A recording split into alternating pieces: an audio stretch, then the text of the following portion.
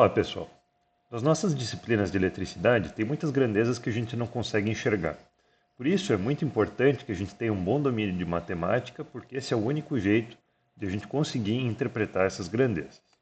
Nessa aula, então, nós vamos fazer uma revisão de alguns tópicos, alguns assuntos de matemática que são necessários para a gente entender o conteúdo de eletricidade. Na aula de hoje nós vamos ver operações básicas como adição, subtração, multiplicação e divisão, frações, números decimais, potenciação e radiciação, expressões numéricas, equações, proporção, porcentagem e trigonometria.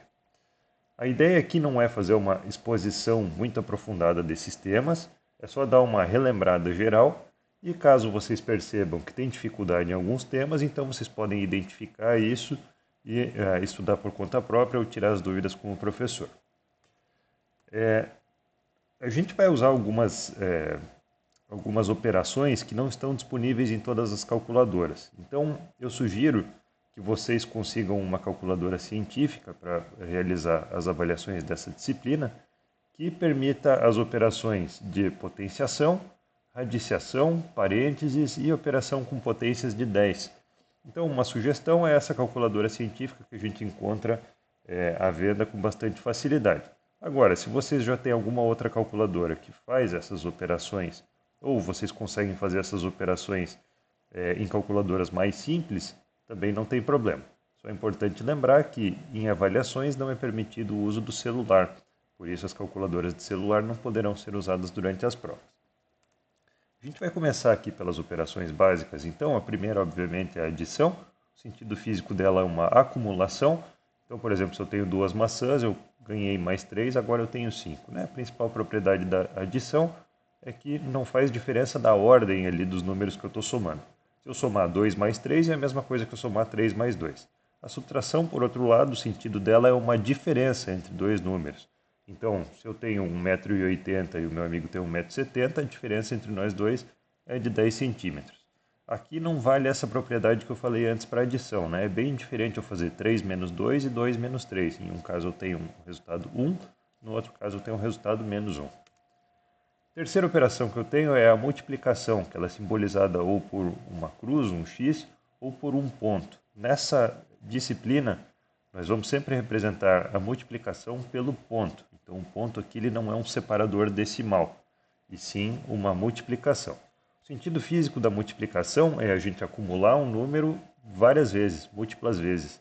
Então, é como se eu fizesse várias adições. Por exemplo, se eu faço A vezes B, vamos pensar assim, 2 vezes 3. Então, quer dizer que eu vou somar 2 com ele mesmo por 3 vezes. Então, é 2 mais 2 mais 2. Isso vai me dar 6. As propriedades da multiplicação, as principais são a comutatividade, assim como a adição, né? Tanto faz se eu fizer 2 vezes 3 ou 3 vezes 2, o resultado vai ser o mesmo. E a segunda propriedade importante é a propriedade da distributividade. Se eu faço uma multiplicação de um número pela soma de outros dois números, eu tenho que aplicar aquela regra que a gente aprende na escola como talvez regra do chuveirinho, né? Eu tenho que fazer A vezes B mais A vezes C. Ou eu resolvo, claro, primeiro a adição e depois faço a multiplicação, né? Então o resultado dessa operação vai ser A vezes B mais A vezes C. Ou seja, esse número A que aparece antes dessa adição, ele multiplica cada um dos termos da adição. A divisão é a operação inversa da multiplicação. Ela pode ser simbolizada por esse símbolo aqui do traço com 2 pontos, só por 2 pontos ou por uma barra. Na nossa disciplina, a gente vai geralmente utilizar a barra para indicar uma divisão. O sentido físico dela é fracionar um número em partes iguais. O exemplo mais típico, com certeza, é a pizza, né? Ou a torta, que a gente corta ela em partes iguais. Uma coisa importante, duas coisas importantes, na verdade, né? Ao contrário da multiplicação, faz sim diferença se eu faço 2 dividido por 3 ou 3 dividido por 2. Isso dá resultados bem diferentes. E a segunda coisa é que eu não posso dividir um número por zero. Isso é uma impossibilidade matemática, né? Isso resulta numa indeterminação. A divisão ela é útil também porque eu posso expressar números como divisões. Isso são as chamadas frações. Então, a fração ela tem um numerador, um denominador e um traço que separa as duas partes. Então, a gente encontra frações em várias aplicações do dia a dia, né? Às vezes, quando a gente vai comprar um cano, você vai lá e pede, eu quero um cano de meia polegada, ou seja, um meio de polegada, né? Metade da polegada. Ou eu quero um resistor de 1/4 de watt, um resistor que aguente 1/4 de watt. Ou ainda um motor de 1/3 de CV, que às vezes a gente usa em uma bomba de piscina ou bomba de água em casa, né? Então, todas essas são situações em que a gente utiliza frações para expressar porções, quantidades não inteiras. Uma mesma quantidade ela pode ser expressa por duas frações diferentes. Nesse caso, a gente diz que as frações são equivalentes. Por exemplo, imagina que eu tenho uma pizza, eu cortei ela em 8 partes e eu comi 2 partes. Então eu comi 2/8 da pizza, né? Porque ela estava dividida em 8, eu comi 2. Só que eu também posso dizer que eu comi 1/4 da pizza. Eu comi ali os 25% da pizza, né? Então essas duas frações, elas são equivalentes. As frações são equivalentes, por exemplo, quando eu multiplico o numerador e o denominador por um mesmo número, né? Então se eu multiplicar tanto o numerador como o denominador de 1/4 por 2, então em cima eu vou ter 2, embaixo eu vou ter 8, eu tenho 2/8. Então assim a gente sabe que as frações são equivalentes. Para fazer operações com frações, só tem que lembrar algumas regrinhas, né? Primeiro, para fazer somas e subtrações, eu tenho que ver se os denominadores, ou seja, o número que está embaixo, se eles são iguais ou se eles são diferentes. Quando os denominadores são iguais, imagina que eu estou somando ali 1/6 com 2/6. Eu vou simplesmente somar os numeradores. Então, 1/6 mais 2/6 vai dar 3/6. Eu posso, inclusive, simplificar essa fração aqui, dividindo tanto o numerador como o denominador por 3, e isso vai me dar 1/2. Agora, quando os denominadores são diferentes, eu tenho que converter cada uma das frações para frações equivalentes, de forma que os denominadores sejam iguais. Então, o denominador, geralmente a gente vai usar nesse caso o mínimo múltiplo comum. O que é um múltiplo? Só para a gente lembrar, né? Um múltiplo, por exemplo, quais são os múltiplos de 3? 3, 6, 9, 12, ou seja, à medida que eu vou multiplicando 3 por números inteiros, né? Então se eu multiplico 3 vezes 1 dá 3, 3 vezes 2 dá 6, 3 vezes 3 dá 9. Então esses são os múltiplos. Eu tenho que achar qual que é o múltiplo de cada um dos denominadores, o menor múltiplo que é igual entre os dois denominadores. Vamos fazer na prática aqui porque fica mais simples de explicar, né? Por exemplo, se eu quero somar 1/3 com 1/2, então os denominadores aqui são 3 e 2. O denominador da primeira fração é 3 e o segundo denominador é 2. Então quais são os múltiplos de 3? 3, 6, 9, 12 e por aí vai. Os múltiplos de 2 são 2, 4, 6, 8 e por aí vai. Então, entre esses números, o mínimo deles que está presente tanto nos múltiplos de 3 como nos múltiplos de 2 é 6. Então quer dizer que 6 é o mínimo múltiplo comum entre esses dois denominadores.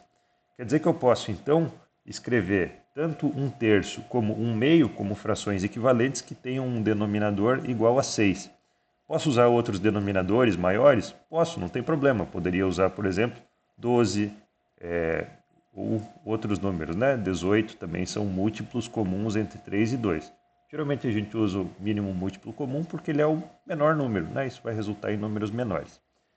Então eu já sei que o denominador das minhas frações equivalentes vai ser 6. Agora eu tenho então que converter tanto o 1/3 como o 1/2 em frações equivalentes que têm um denominador 6. Como é que eu faço isso? Eu faço aquela continha assim, ó. Eu pego esse denominador comum, que é o 6, eu vou dividir pelo denominador da primeira fração e depois eu vou multiplicar o resultado pelo numerador dessa fração. Então 6 dividido por 3 dá 2. 2 vezes 1 dá 2. E esse é o 2 que eu tenho que colocar ali. Eu vou fazer a mesma... Desculpa. Eu vou fazer a mesma operação agora com a segunda fração. 6 dividido por 2 dá 3. 3 vezes 1 dá 3. Então agora eu já sei que essas frações aqui são equivalentes a essas duas frações. Agora eu tenho então uma soma de frações que tem o mesmo denominador. Agora eu caí no mesmo caso de antes. Então eu simplesmente vou somar os numeradores e eu vou ter como resultado 5/6. A mesma coisa vale para a subtração. Tá? Aqui a gente fez para adição, mas a mesma coisa vale para a subtração. Para fazer a multiplicação é bem mais simples, na verdade. Então se eu tenho duas frações que são expressas aqui como A sobre B e C sobre D, eu vou simplesmente multiplicar os numeradores e multiplicar os denominadores. Então o resultado vai ser A vezes C dividido por B vezes D. Por exemplo, 2/3 vezes 1/2. Vou fazer 2 vezes 1 e 3 vezes 2. Então o resultado aqui, vamos escrever aqui na tela, 2 vezes 1 vai dar 2. 3 vezes 2 vai dar 6. Percebam que eu posso dividir tanto o numerador como o denominador por 2. Né? Os dois números aqui são pares. Então o resultado aqui também eu posso escrever, posso simplificar para 1/3. Já para fazer a divisão, eu vou me basear na multiplicação. Né? Se eu vou dividir uma fração pela outra, é a mesma coisa que fazer a primeira fração vezes o inverso da outra. O inverso de uma fração é quando a gente inverte o numerador com o denominador. Então, se eu quero fazer A dividido por B, A sobre B dividido por C sobre D, é a mesma coisa que eu fazer A sobre B vezes D sobre C. E com isso agora eu vou usar então a regra da multiplicação. Eu tenho aqui A vezes D dividido por B sobre C. Por exemplo, 2/3 dividido por 1/2. Então é a mesma coisa que eu fazer 2/3 vezes o inverso dessa fração aqui. Então o inverso dessa fração é 2/2, é a mesma coisa que 2, né? Então eu vou fazer 2 vezes 2 dá 4, 3 vezes 1 dá 3, e o resultado então dessa minha divisão é 4/3. Ok, a gente venceu as operações mais básicas. Agora a gente vai prosseguir então para potenciação e radiciação, que vão usar os conhecimentos que a gente viu nessas operações mais básicas. Então a potenciação, ela é uma multiplicação repetida. Lembra que quando eu expliquei a multiplicação, eu falei que a multiplicação é uma adição repetida. Então agora a potenciação é uma multiplicação repetida. A potenciação ou exponenciação é quando a gente faz um número elevado a outro número. Então eu posso escrever dessa forma aqui, A elevado a B, ou ainda utilizando esse acento circunflexo, né? Que é o que aparece aqui na calculadora científica. Então, quando eu digo A elevado a B, quer dizer que eu vou multiplicar A por ele mesmo por B vezes. Então, se eu tenho, por exemplo, A elevado a 3, vai ser A vezes A vezes A. Eu tinha 3 A's ali e eu multipliquei eles entre si. Ou A elevado a 4. A vezes A vezes A vezes A. Ok? Aqui, nesse caso, então, bom, na potenciação, né? Esse número que está embaixo a gente chama de base, é aquele que a gente está multiplicando. E o B se chama expoente, que é o número de vezes que a gente está multiplicando aquele número, né? Então, por exemplo, 4 elevado a 2. Nesse caso a gente diz, né, que é 4 elevado ao quadrado. Então é a mesma coisa que eu fazer 4 vezes 4. Isso vai dar 16. Ou se eu fizesse 2 elevado a 3, que a gente chama, né, de 2 elevado ao cubo, é igual a 2 vezes 2 vezes 2, que vai dar 8. Na calculadora, para eu fazer isso, como é que eu escrevo? Né? Eu vou escrever, por exemplo, 4, e eu posso usar essa teclinha aqui do quadrado, né? Então ele já vai me dar 4 ao quadrado e vou apertar no igual. Ou, por exemplo, se eu quero elevar ao cubo ou a qualquer outro número, vamos fazer aqui a operação de baixo, né? Eu vou fazer 2 elevado a 3, ou elevado a outro número, e vou apertar o igual, ok? A potenciação a gente pode usar também, a gente usa muito para expressar as potências de 10. Então, o que são as potências de 10? São 10 elevado a 1, 10 elevado a 2, 10 elevado a 3 e por aí vai. Né? E também tem as potências negativas, 10 elevado a menos 1, 10 elevado a menos 2 e por aí vai. Então, as potências de 10 são 10, 100, 1000, 0,1, 0,001. São esses números que só são formados por 1 e 0. Né? uma regrinha prática, assim, para a gente conseguir resolver, né, essas potências de 10, é que é o seguinte: o expoente, o número que aparece aqui em cima, ele corresponde à quantidade de zeros que vem depois do 1. Isso quando o expoente é positivo, tá? Depois, para o expoente negativo, a gente vai fazer outra regra. Então, 10 elevado a 1 é a mesma coisa que 1 seguido por 1 zero. 10 elevado a 2 é a mesma coisa que 1 seguido por 2 zeros. E por aí vai. Se eu quiser escrever, então, 10 elevado a 6 é 1 seguido por 6 zeros, né? Vai dar 1 milhão. Agora, para os expoentes negativos, então 10 elevado a menos 1, por exemplo. Sempre que eu tenho um expoente negativo, é a mesma coisa que eu fazer 1 dividido por aquele número sem o expoente negativo, né, com o expoente positivo. Então 10 elevado a menos 1 é a mesma coisa que eu escrever 1 dividido por 10 elevado a 1. Então o sinal de menos no expoente significa que eu tenho uma operação ali de inversão, que o número ele vai para o denominador. Okay? Então 1 dividido por 10 na 1 é a mesma coisa que 0,1.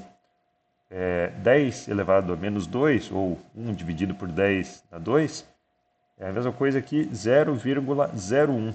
Então aqui o expoente ele me indica a quantidade de casas que a vírgula andou para a esquerda, né? Então isso serve na verdade como uma regra geral. O número que está aqui no expoente ele me indica quantas casas que a vírgula vai andar para a direita, se eu tenho o expoente positivo, ou para a esquerda, se eu tenho o expoente negativo, eu partindo de um número igual a 1, né? 1,0. Então, se eu estou elevando, né? Tem um número ali que é 10 elevado a 1, então a vírgula anda uma casa para a direita e eu fico então com 10. Mas se eu tenho 10 elevado a menos 1, essa vírgula ela anda uma casa aqui para a esquerda e eu fico com 0,1. Essa é uma regra então bem geral. Quanto será que é 10 elevado a 0? Será que é possível fazer isso? Sim. Qualquer número elevado a 0 ele é igual a 1. Então, isso até funciona com a nossa regra, né? Se eu tenho 1,0 e eu desloco a vírgula 0 casas para a direita ou para a esquerda, eu continuo com 1. Isso possibilita também que a gente escreva os números em notação científica. Então, a notação científica ela é útil para quando a gente vai escrever números muito grandes ou números muito pequenos, né, com muitos zeros. Então, isso evita que a gente tenha que falar, por exemplo, 0,00002. Às vezes a gente se perde, né, quando a gente está escutando, mas quantos zeros era mesmo? Então, eu posso escrever esse mesmo número como 2 vezes 10 na menos 5. Por quê? Porque se eu tenho 2 e eu faço ele elevado a 10 na menos 5, então vamos colocar alguns zeros aqui na frente. 2 é a mesma coisa que 0,00002, né? Colocando zeros na frente não muda nada. Então, 2 vezes 10 na menos 5 é a mesma coisa que eu ter uma vírgula que originalmente estava aqui e agora eu estou passando ela para 1, 2, 3, 4, 5 casas antes. Então, eu vou ter aqui o mesmo número, né? Na calculadora, como que a gente insere essas potências de 10? A gente usa esse botão EXP que tem aqui embaixo, ok? Então, se eu quero escrever, por exemplo, 1,8 vezes 10 na 6, eu escrevo 1,8 exp 6. E dou um igual, ele vai então me mostrar ali 1.800.000. Assim eu não preciso ficar trabalhando com tantos zeros nos termos ali das minhas equações. Ok?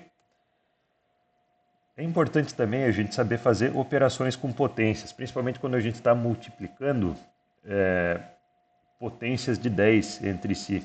Às vezes na nossa disciplina a gente vai falar, por exemplo, eu tenho tantos volts, né, tantos kilovolts dividido por tantos microamperes ou por tantos quilo-ohms. Então esses prefixos, como a gente vai ver depois, eles correspondem a potências de 10. Então quando eu estou multiplicando potências que têm a mesma base, ou seja, 10 elevado a alguma coisa vezes 10 elevado a outra coisa, eu vou simplesmente fazer a soma dos expoentes. Então 10 na 1 vezes 10 na 2 é a mesma coisa que 10 elevado a 1 mais 2, né? 10 na 3 dá 1000. Mesma coisa aqui nesses outros exemplos, né? 10 na 3 vezes 10 na 5 vai dar 10 na 8. 10 na 2 vezes 10 na menos 3. Aqui eu estou somando um número positivo com um negativo.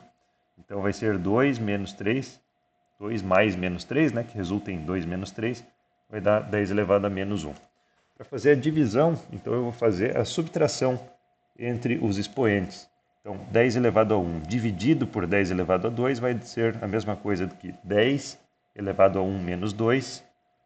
1 menos 2 dá menos 1, né? Então, isso vai dar 10 elevado a menos 1. Se eu tenho aqui o segundo expoente negativo, por exemplo, 10 na 2 dividido por 10 na 3. Então, eu vou fazer 2 menos menos 3. Lembra que a subtração ela é uma diferença, né? Então, a diferença entre 2 e menos 3 vai ser 5. Então, o resultado aqui vai ser 10 elevado a 5, né? Ou quando eu tenho, por exemplo, 10 elevado a 3 dividido por 10 elevado a 3, a mesma potência, né? No numerador e no denominador. Então, o resultado vai ser 10 elevado a 3 menos 3, que dá 0. E como a gente sabe, um número dividido por ele mesmo dá 1, né? Então, é por isso que qualquer número elevado a 0, ele dá 1. Essa é uma das explicações, tá? Ok, a gente falou sobre potenciação. Agora a gente vai falar sobre a operação inversa da potenciação, que é a radiciação. Radiciação é quando a gente fala, é raiz, né? A raiz do número. Então, raiz quadrada, raiz cúbica, ou a raiz quarta, quinta, sexta, pode ter de várias potências. Então, quando a gente fala de raiz quadrada é o número que, multiplicado por si mesmo, dá naquele número. Então, por exemplo, a raiz quadrada de 4. Raiz quadrada de 4 é o número que vezes ele mesmo vai dar 4. Ou seja, o número que é elevado ao quadrado vai dar 4. Então a gente sabe que 2 vezes 2 dá 4. Então 2 é a raiz quadrada de 4. A raiz quadrada é uma operação muito importante nos conteúdos de eletricidade. Então tem que ser um assunto ali que está bem dominado. A gente usa às vezes também a raiz, pode usar outras raízes, né, que não seja raiz quadrada. Então, por exemplo, a raiz cúbica, né, a raiz terceira aqui. Raiz cúbica, então, ela é o número que multiplicado por ele mesmo e por ele mesmo de novo, ou seja, que elevado à terceira potência, vai resultar ali no número que eu tenho dentro da raiz. Então, qual que é a raiz cúbica de 8? É o número que vezes ele mesmo e vezes ele mesmo de novo vai dar 8. A gente sabe que 2 vezes 2 vezes 2 vai dar 8. Então, quer dizer que 2 é a raiz cúbica de 8. E também é a raiz quadrada de 4. Essas operações na calculadora eu posso usar então esse símbolozinho, que é quando eu uso a raiz quadrada, ou quando eu quero fazer a raiz de algum outro grau, por exemplo, a raiz cúbica, raiz quarta, raiz quinta, eu vou usar a segunda função dessa tecla aqui. Para acessar a segunda função, então eu tenho que apertar nessa tecla Shift antes de apertar aqui na teclinha que tem esse símbolo amarelo em cima. Okay? Certo, vamos em frente então. Tem vezes que eu vou ter, a gente vai se deparar com expressões que são compostas por várias operações. Então eu não vou ter simplesmente 15 vezes 25. Eu vou ter lá 15 mais 25 vezes 3. Qual que é o resultado será dessa operação? Pausa o vídeo, resolve a operação ali e vamos ver se vocês acertaram. Então, olha só, se você respondeu 120, a sua resposta está, sinto muito, está errado. O certo aqui é 90. Por quê? Porque tem uma ordem para as operações, tá certo?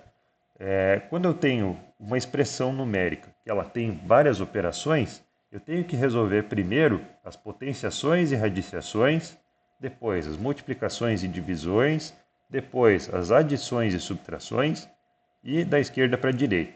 Eu posso ter também símbolos na minha expressão numérica que vão me mostrar o que eu tenho que resolver antes.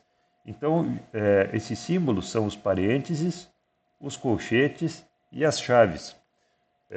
Geralmente, então, eu vou usar primeiro os parênteses, eles podem estar dentro, então, de colchetes e depois eles vão estar dentro de chaves. E se preciso, eu posso ir aumentando ainda e colocar mais símbolos, né, para separar essa expressão. Eu vou sempre resolvendo, então, a expressão de dentro, né, do símbolo que está mais dentro, para fora. Vamos fazer isso na prática aqui, olha só. Quero resolver essa expressão numérica. Então, 1 mais abre chaves, 2 vezes, abre colchetes, 16 dividido por, abre parênteses, 5 vezes 2 elevado ao quadrado, menos 4, fecha parênteses, chaves e parênteses, colchetes e chaves. Então, qual que vai ser a primeira coisa que a gente vai resolver aqui? Bom, a gente tem separadores aqui, né? Chaves, colchetes, parênteses. A primeira coisa que eu vou resolver é aquilo que está dentro dos parênteses, porque isso é um separador mais interno. Dentro dos parênteses eu tenho multiplicação, potenciação e subtração. Então a primeira coisa que eu tenho que resolver aqui é potenciação. Ela é o que, que tem maior prioridade. Então aqui primeiro a gente vai resolver essa potenciação e a gente vai escrever de novo a expressão ali em cima, só que substituindo, né, aquilo que a gente já resolveu. Então 2 elevado ao quadrado é 4. Agora eu tenho aqui dentro uma multiplicação e uma subtração. Então eu vou resolver primeiro a multiplicação. 5 vezes 4 vai dar 20. Beleza. Agora dentro do parênteses só tenho uma subtração. Posso resolver essa subtração. 20 menos 4 vai dar 16. Agora então eu já terminei de resolver o que estava dentro do parênteses e eu vou resolver o que está dentro da chave. Então dentro da chave, dentro do colchete. Dentro do colchete eu tenho 16 dividido por 16. Isso aqui é a mesma coisa que 1, né? Então tudo que está dentro aqui do colchete é igual a 1. Agora eu posso resolver então o que está para fora do colchete, que é 2 vezes 1, vai me dar 2. Isso é o resultado de tudo que está dentro da chave. Por fim, agora eu posso fazer então essa adição, 1 mais 2, que vai dar 3. Então é assim que a gente resolve uma expressão como essa, tá? Tem que prestar atenção nessas prioridades, nessa ordem de resolução. A gente falou sobre a expressão de números que não são inteiros como frações. A gente pode expressar esses números também como números decimais, que são aqueles que têm uma parte inteira e uma parte não inteira. O que separa a parte inteira da parte não inteira é a vírgula, que é o nosso separador decimal aqui no Brasil. Na calculadora, até tem uma vírgula, né, mas ela não é um separador decimal.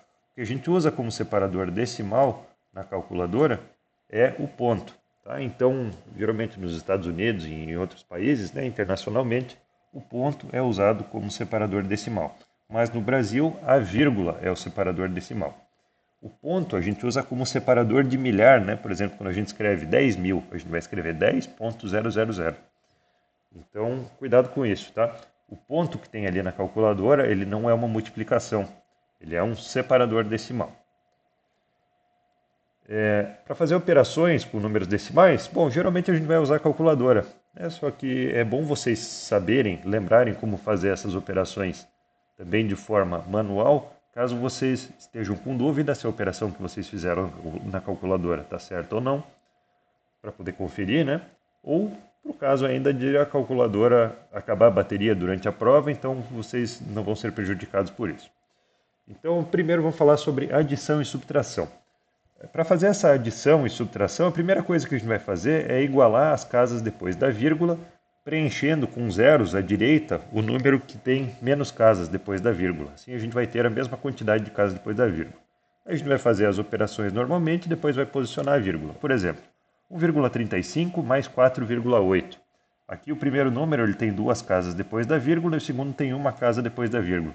Quer dizer então que eu preciso colocar um zero aqui, ó, depois desse 8, para que os números tenham a mesma quantidade de casas depois da vírgula.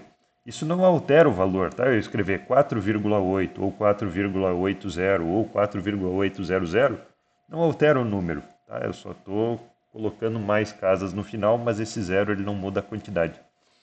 Então agora eu vou fazer a soma. 5 mais 0, 3 mais 8, sobe 1, fica 2 aqui, 6, né? Então, o que eu vou ter aqui? Opa, desculpe, deixa eu apagar que eu escrevi errado. Então, 5 mais 0, 0. Desculpe, 5. 3 mais 8 dá 11. Então, tem aqui 1, sobe 1. Aqui eu tenho, então, 2 mais 4 vai dar 6.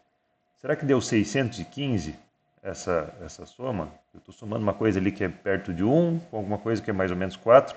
Eu esperava que fosse alguma coisa próximo de 5 ou 6, né? Agora eu tenho que posicionar a vírgula, olha só. Nos meus operandos, aqui nos números que eu estava somando, eu tinha 2 casas depois da vírgula. Então aqui também eu vou colocar a vírgula contando duas casas aqui da direita para a esquerda. Então o resultado que eu tenho é 6,15, que é mais ou menos o que a gente esperava que desse, né? Vou fazer uma subtração aqui. 7 menos 4,5. Então aqui o meu 7 ele tem 0 casas depois da vírgula. Eu preciso colocar um vírgula 0 ali para que eles tenham o mesmo número de casas depois da vírgula. Então vamos fazer lá essa subtração. 0 menos 5 não tem como fazer, né? Eu tenho que emprestar aqui. Então aqui vai ficar 6. E aqui vem uma unidade para cá. Então 10 menos 5 dá 5. 6 menos 4 dá 2. E esses números aqui tem uma casa depois da vírgula. Então eu vou contar aqui uma casa da direita para a esquerda e eu tenho 2,5. Assim que eu faço as operações de adição e subtração manualmente. Para multiplicação é bem mais fácil, na verdade. Eu só vou ignorar a vírgula para começar, vou multiplicar os dois números e depois eu vou posicionar a vírgula no resultado, contando quantas casas tem no total ali depois da vírgula. Então, por exemplo, 1,35 vezes 2, vou fazer... Vamos primeiro ignorar que existe essa vírgula e vamos lá. 2 vezes 5 dá 10, sobe 1. 2 vezes 3 dá 6, mais 1 dá 7. E 2 vezes 1 dá 2. Então aqui a gente ficou com 270 aqui embaixo. Agora, qual que é o número total de casas depois da vírgula que a gente tem aqui? Eu tenho duas casas aqui no primeiro número e 0 casas no segundo. Então 2 mais 0 dá 2. Vou colocar a vírgula aqui, duas casas da direita para a esquerda. Se eu tivesse mais, vamos dizer, algum outro número aqui, né?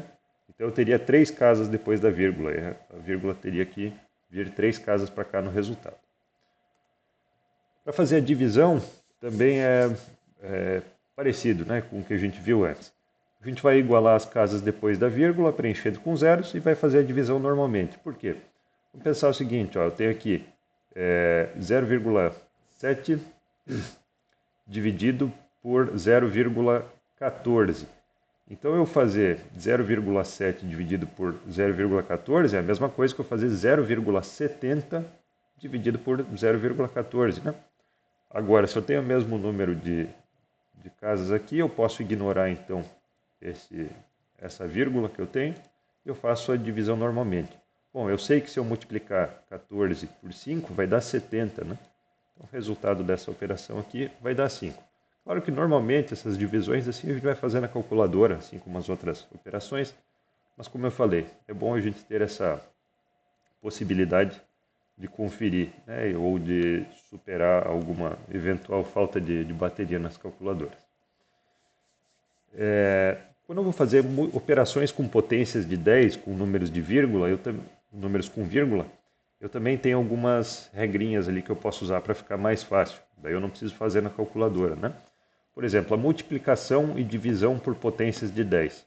Multiplicação, se eu estou multiplicando um número que ele tem vírgula por uma potência de 10, eu vou deslocar a vírgula tantas casas para a direita quanto forem a quantidade de zeros que eu tenho nesse número.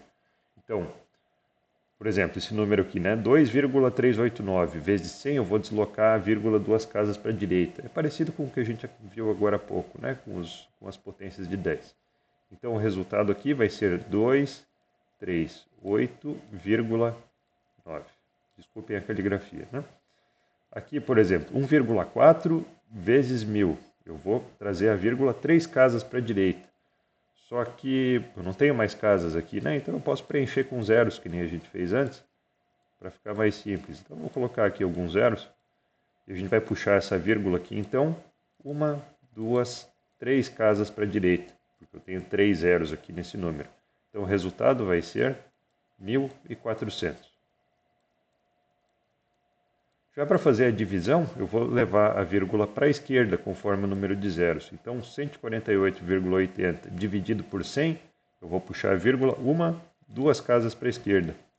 Então, o meu resultado vai ser 1,488. Tenho 12 dividido por 1000, eu posso também colocar zeros à esquerda aqui desse 12, né, para eu ter casas suficientes. Então, ó, a minha vírgula está aqui, né, depois do 12, aqui que separaria a parte inteira da parte não inteira. Vou puxar ela 3 casas para a esquerda. Então, como resultado, eu tenho 0,012. E com isso, a gente termina essa primeira metade da aula. Eu vou encerrar esse vídeo aqui e a gente continua no próximo vídeo com resolução de equações.